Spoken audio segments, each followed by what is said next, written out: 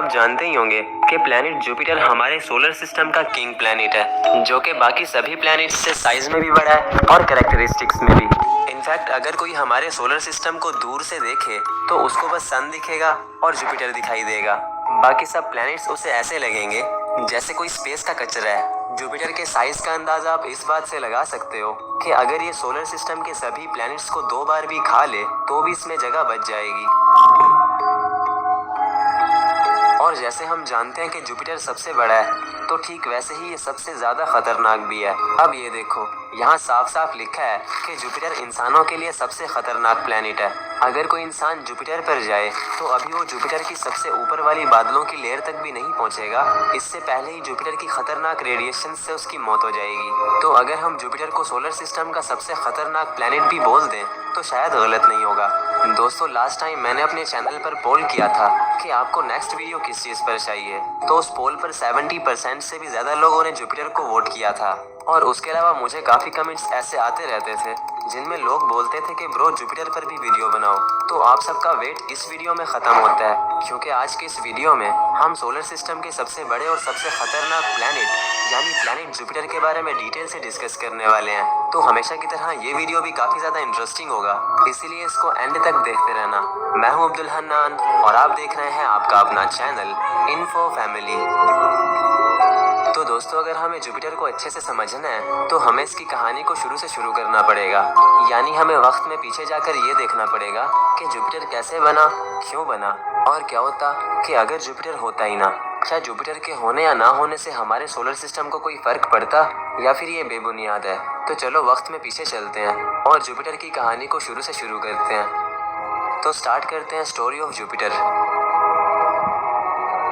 तो दोस्तों, अगर बात की जाए जुपिटर की, तो जुपिटर हमारे सोलर सिस्टम में बनने वाला सबसे पहला प्लैनेट था। ऐसा माना जाता है कि आज से 4.6 बिलियन साल पहले हमारे सोलर सिस्टम में कुछ नहीं था। हमारे सोलर सिस्टम में बस गैस के बड़े बड़े बादल थे जो कि फिर सिकुड़ने लगे। तो उनके सिकुड़ने से हमारे सन का जन्म हुआ और साथ ही साथ जुपिटर का भी। और दोस्तों, ये तो आप जानते ही होंगे कि हमारा सन एक स्टार है। तो जब भी एक न्यू स्टार का जन्म होता है तो उसके गिर्द धूल की एक डिस्क बन जाती है, जिसे प्रोटोप्लैनेटरी डिस्क कहा जाता है। और इसके नाम से ही इसका मीनिंग दिख रहा है, प्रोटोप्लैनेटरी डिस्क, यानी ऐसी डिस्क जो प्लैनेट्स बनाती है। तो ये डिस्क एक स्टार के गिर्द 5 से 10 मिलियन सालों तक रहती है, उसके बाद ये खत्म हो जाती है। लेकिन जाने से पहले ये बहुत से प्लैनेट्स को बना जाती है जो कि फिर उस स्टार के गिर्द घूमने लगते हैं। और ऐसा ही कुछ हमारे सन के साथ भी हुआ। दोस्तों, जब हमारा सन पैदा हुआ तो उसके गिर्द भी धूल की एक डिस्क थी, जिसमें बहुत से मैटर्स बनने लगे और आपस में टकराने लगे। और इसी टकराव के चलते जुपिटर भी बनना शुरू हो गया। तो जुपिटर सबसे पहले बना और यही वजह है कि जुपिटर सबसे बड़ा है, क्योंकि दोस्तों सभी प्लैनेट्स उसी धूल से बने हैं जिससे जुपिटर बना। और इसीलिए जुपिटर सबसे बड़ा प्लैनेट है, क्योंकि जो प्लैनेट सबसे पहले बनेगा वो सबसे ज्यादा धूल को अपने अंदर खींच पाएगा। और जो प्लैनेट सबसे ज्यादा धूल खींचेगा तो डेफिनेटली वो सबसे बड़ा प्लैनेट होगा। और मजे की बात यह है कि जुपिटर उन्हीं एलिमेंट्स से बना है जिन एलिमेंट्स से एक स्टार बनता है, और वो एलिमेंट्स हैं हाइड्रोजन और हीलियम। इनफैक्ट हमारा सन भी हाइड्रोजन और हीलियम से बना है। तो जुपिटर बस साइज में छोटा रह गया, वरना ये भी एक स्टार होता। और इसीलिए जुपिटर को एक फेल्ड स्टार भी कहा जाता है, यानी एक ऐसा सितारा जो बनते बनते रह गया। तो ये तो हो गई जुपिटर के बनने की स्टोरी। अब स्टोरी को थोड़ा आगे बढ़ाते हैं और चलते हैं उस वक्त जब जुपिटर को इंसानों ने देखा। तो चलते हैं प्लैनेट जुपिटर की डिस्कवरी की तरफ।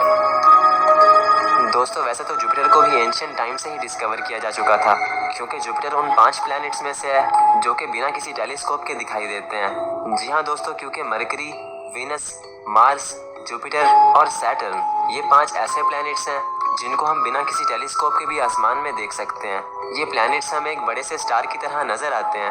और यही वजह थी कि एंशिएंट टाइम के लोगों ने पहले से इन 5 प्लैनेट्स को देख लिया था और उन्हें यही लगता था कि सोलर सिस्टम में सिर्फ 5 प्लैनेट्स हैं। और ये बात मैं पहले भी अपनी वीडियोस में बता चुका हूँ। खैर, जुपिटर भी एक प्लैनेट है, ये बात लोग पहले से ही जानते थे, लेकिन कुछ बातें लोगों को अभी भी मालूम नहीं थी। दोस्तों, जुपिटर को देखने वाला सबसे पहला इंसान गैलीलियो था। गैलीलियो ने 1610 में एक छोटी सी टेलीस्कोप से जुपिटर को देखा और साथ ही साथ उसने जुपिटर के 4 बड़े मून्स भी देखे। तो गैलीलियो ये सब देखकर बहुत हैरान हुआ, क्योंकि उसको पहली बार ये पता चला कि अर्थ के अलावा किसी और प्लैनेट के पास भी मून हो सकते हैं, और एक नहीं बल्कि बहुत सारे भी हो सकते हैं। गैलीलियो ने जुपिटर के जिन 4 मून्स को देखा वो 4 मून्स थे गैनीमीड, आइयो, यूरोपा और कैलिस्टो, और ये चारों मून्स जुपिटर के सबसे बड़े मून्स हैं। तो अब हमने जुपिटर की स्टोरी भी देख ली, इसकी डिस्कवरी भी देख ली। तो अब जो सवाल बचता है वो ये है कि जुपिटर क्यों ज़रूरी है? क्या जुपिटर के होने या ना होने से कोई फर्क पड़ता है? यार का नेम चले बेबी गैल में चले टॉप का टाइम पड़ता है।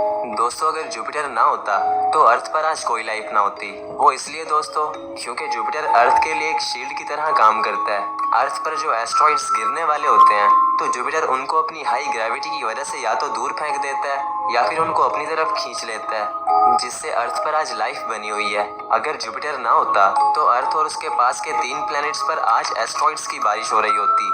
यानी जुपिटर अपने आगे के 4 प्लैनेट्स को एस्ट्रॉइड्स से प्रोटेक्ट करता है। अब सवाल ये है कि आखिर ये एस्ट्रॉइड्स कहाँ से आते हैं? तो दोस्तों, इसका जवाब है कि मोस्टली एस्ट्रॉइड्स एस्ट्रॉइड बेल्ट से आते हैं, जो कि मार्स और जुपिटर के बीच में मौजूद है। इस बेल्ट में लगभग 1 से 2 मिलियन एस्ट्रॉइड्स मौजूद हैं और 2021 में की गई स्टडी के मुताबिक ये पता चला है कि जिस एस्ट्रॉइड से डायनासोर का खात्मा हुआ था तो वो एस्ट्रॉइड भी एस्ट्रॉइड बेल्ट से आया था। अब ज्यादातर लोग ये सोचते हैं कि एस्ट्रॉइड बेल्ट के अंदर जो एस्ट्रॉइड होते हैं वो ऐसे होंगे जैसे बारिश का पानी, यानी एक के बाद एक एस्ट्रॉइड देखने को मिलेगा। लेकिन दोस्तों, ऐसा नहीं है, क्योंकि अगर ऐसा होता तो कोई भी स्पेसक्राफ्ट जुपिटर तक ना पहुंच पाता। उन एस्ट्रॉइड्स के बीच मिलियंस ऑफ किलोमीटर्स का डिस्टेंस होता है। एक एस्टीमेट के मुताबिक एक एस्ट्रॉइड से लेकर दूसरे एस्ट्रॉइड के बीच का जो डिस्टेंस है वो लगभग 1 मिलियन किलोमीटर है। और अगर हमारी अर्थ के डायमीटर को देखा जाए तो हमारी अर्थ का डायमीटर 12,742 किलोमीटर है। यानी एस्ट्रॉइड्स के बीच जो डिस्टेंस है तो इस हिसाब से उस डिस्टेंस के अंदर अर्थ जितने 235 प्लैनेट्स फिट आ जाएंगे। तो खैर, ये तो होगी जुपिटर की इंपॉर्टेंस। अब चलते हैं जुपिटर की कैरेक्टरिस्टिक्स की तरफ। तो दोस्तों, अगर बात करें जुपिटर की तो जुपिटर हमारे सोलर सिस्टम का 5th यानी 5वें नंबर वाला प्लैनेट है, जो कि सूरज से 5.2 एस्ट्रोनॉमिकल यूनिट्स दूर है। अगर आपको एस्ट्रोनॉमिकल यूनिट का नहीं पता तो मैं आपको बताता चलूं कि सूरज और अर्थ के दरमियान जो डिस्टेंस है तो उस डिस्टेंस को साइंस की जुबान में एक एस्ट्रोनॉमिकल यूनिट कहा जाता है। यानी जैसे अगर जुपिटर सूरज से 5 एस्ट्रोनॉमिकल यूनिट्स दूर है तो इसका मतलब वो अर्थ और सूरज से 5 गुना ज्यादा फासले पर है। अर्थ पर तो सूरज की रोशनी 8 मिनट में पहुंचती है, लेकिन वहीं जुपिटर पर सूरज की रोशनी को पहुंचने में पूरे 43 मिनट लग जाते हैं। दोस्तों, जुपिटर की रोटेशन सोलर सिस्टम के बाकी सभी प्लैनेट से ज्यादा फास्ट है। जहां अर्थ अपनी एक रोटेशन 24 घंटे में कंप्लीट करती है, वहीं जुपिटर सिर्फ 9 घंटे 56 मिनट में अपनी एक रोटेशन को कंप्लीट कर लेता है, जिसकी वजह से ये सोलर सिस्टम का सबसे फास्ट रोटेशन वाला प्लैनेट बनता है। खैर, जुपिटर फास्टेस्ट स्पिन तो करता है, लेकिन ये फास्टेस्ट रेवोल्यूशन नहीं करता। दोस्तों, अर्थ तो अपना एक रेवोल्यूशन 365 दिन में कंप्लीट करती है, लेकिन जुपिटर का ऑर्बिट बड़ा होने की वजह से इसको सन के गिर्द सिर्फ एक रेवोल्यूशन करने में पूरे 12 साल लग जाते हैं। और मजे की बात यह है कि अर्थ जब रेवोल्यूशन करती है तो अर्थ पर मौसम बदलते रहते हैं, जैसे गर्मी, सर्दी, बहार वगैरह वगैरह। लेकिन वहीं अगर जुपिटर की बात करें तो जुपिटर पर मौसम है ही नहीं। वहाँ का टेम्परेचर हमेशा उतना ही रहता है जितना वो शुरू से है। और इसी तरह अगर जुपिटर के साइज की बात करें तो जुपिटर की चौड़ाई अर्थ से 11 गुना ज्यादा है। और अगर जुपिटर के अंदर अर्थ को भरा जाए तो इसके अंदर 1312 अर्थ फिट आ जाएंगी। इनफैक्ट जुपिटर के अंदर इतनी जगह है कि ये सभी प्लैनेट्स को 2 बार खा सकता है, लेकिन फिर भी इसके अंदर जगह बच जाएगी। और अगर आप खुद से जुपिटर के साइज का अंदाजा लगाना चाहते हैं तो आप अपने एक हाथ में अंगूर ले लो और दूसरे हाथ में एक बास्केटबॉल। तो जो अंगूर है वो हमारी अर्थ है और बास्केटबॉल जुपिटर है। वेल, जुपिटर हमारे सोलर सिस्टम का सबसे बड़ा प्लैनेट है और इससे जुड़ी हर चीज सोलर सिस्टम की सबसे बड़ी चीज है। जैसे जुपिटर के पास सबसे बड़ी मैग्नेटिक फील्ड है, जुपिटर के चांद सोलर सिस्टम के सबसे बड़े चांद हैं और सोलर सिस्टम के सबसे बड़े तूफान भी जुपिटर पर आते हैं। यानी जुपिटर का किसी भी छोटी चीज से लेना देना नहीं है, इसकी हर चीज ही बड़ी है। और यही वजह है कि जुपिटर का नाम रोमन गॉड्स के किंग के नाम पर रखा गया था, जो कि बाकी सभी देवताओं का राजा था और उनमें सबसे बड़ा था। तो जैसे मैंने बोला कि जुपिटर से जुड़ी हर चीज ही बड़ी है, जैसे कि इसकी मैग्नेटिक फील्ड। तो अगर इसकी मैग्नेटिक फील्ड की बात करें तो इसकी मैग्नेटिक फील्ड इतनी बड़ी है कि उसका साइज अर्थ की मैग्नेटिक फील्ड से भी पूरे 20,000 गुना ज्यादा है। जो कि साइज में पूरे के पूरे सूरज से भी बड़ी है और उसकी टेल 1 बिलियन किलोमीटर तक फैली हुई है, जो कि इतना ज्यादा डिस्टेंस है कि वो सन और सैटर्न के डिस्टेंस के ऑलमोस्ट इक्वल है। तो साइंटिस्ट कहते हैं कि अगर जुपिटर की मैग्नेटिक फील्ड को देखा जा सकता तो ये हमें आसमान में हमारे चांद के जितनी नजर आती। दोस्तों, अर्थ के कोर में पिघला हुआ मेटल है जिसकी वजह से अर्थ के गिर्द मैग्नेटिक फील्ड बनती है। तो मजे की बात यह है कि साइंटिस्ट अभी तक ये नहीं जानते कि जुपिटर के कोर में क्या है। क्या वहाँ भी कोई पिघला हुआ मेटल है या फिर एक पत्थर है जो कि साइज में अर्थ से भी 10 से 20 गुना बड़ा है। तो दोस्तों, जैसे मैंने वीडियो के शुरू में बताया था कि जुपिटर हमारे सोलर सिस्टम का सबसे खतरनाक प्लेनेट है जहां लैंड होने से पहले ही इंसान की मौत हो जाएगी। तो क्या कोई बिना इंसान का स्पेसक्राफ्ट जुपिटर पर लैंड हो सकता है? तो इसका जवाब है नहीं। दोस्तों, जुपिटर एक गैस जायंट है जहां ग्राउंड है ही नहीं बल्कि सिर्फ गैसेज हैं। और आपकी जानकारी के लिए मैं बताता चलूं कि हमारे सोलर सिस्टम में 4 टेरेस्ट्रियल प्लैनेट्स हैं और 4 गैस प्लैनेट्स हैं। टेरेस्ट्रियल प्लैनेट्स ऐसे प्लैनेट्स को कहा जाता है जहां लैंड होने के लिए एक प्रॉपर सरफेस होती है। यानी इस हिसाब से हमारे सोलर सिस्टम के पहले 4 प्लैनेट्स यानी मरक्यूरी, वीनस, अर्थ और मार्स टेरेस्ट्रियल प्लैनेट्स हैं, या फिर सिंपली आप इनको रॉक प्लैनेट्स भी बोल सकते हो। और अगर बात करें गैस प्लैनेट्स की, तो गैस प्लैनेट्स ऐसे प्लैनेट्स को कहा जाता है जहां लैंड होने के लिए कोई भी प्रॉपर सरफेस नहीं होती बल्कि वो प्लैनेट्स या तो गैसेस से बने होते हैं या फिर वो बर्फ और पानी से बने होते हैं। यानी इस हिसाब से हमारे सोलर सिस्टम के आखिरी 4 प्लैनेट्स यानी जुपिटर, सैटर्न, यूरेनस और नेपच्यून गैस प्लैनेट्स हैं। बट यूरेनस और नेपच्यून को अब आइस प्लैनेट्स भी कहा जाता है क्योंकि ये प्लैनेट्स मोस्टली बर्फ से बने हैं। तो खैर, जुपिटर पर वापस आते हैं। दोस्तों, जैसे जुपिटर एक गैस जायंट है तो वहाँ कोई भी प्रॉपर सरफेस नहीं है बल्कि सिर्फ और सिर्फ गैसेज हैं, जिन गैसेस का प्रेशर इतना ज्यादा है कि अगर कोई स्पेसक्राफ्ट जुपिटर के अंदर लैंड होता है तो वो जुपिटर के अंदर गिरता ही चला जाएगा। लेकिन इससे पहले वो जुपिटर के कोर तक पहुंच पाए तो या तो वो उन गैसेस के प्रेशर से फट जाएगा या फिर वो उनके एक्सट्रीमली हॉट टेम्परेचर की वजह से भाप बनकर इवेपोरेट हो जाएगा।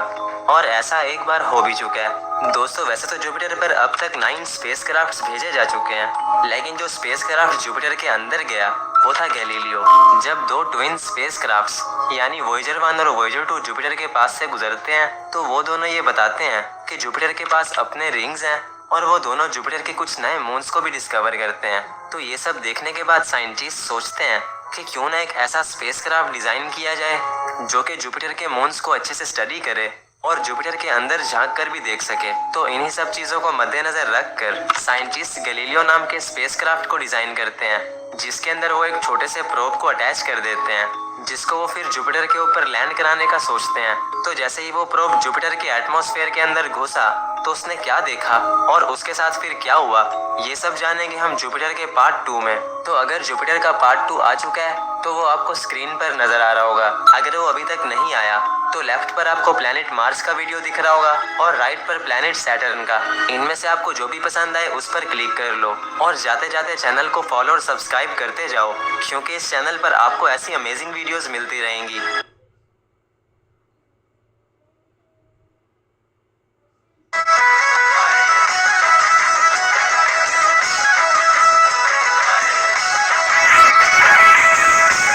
ये वीडियो सिर्फ एंटरटेनमेंट के तौर पे बनाई गई है। कृपया इसे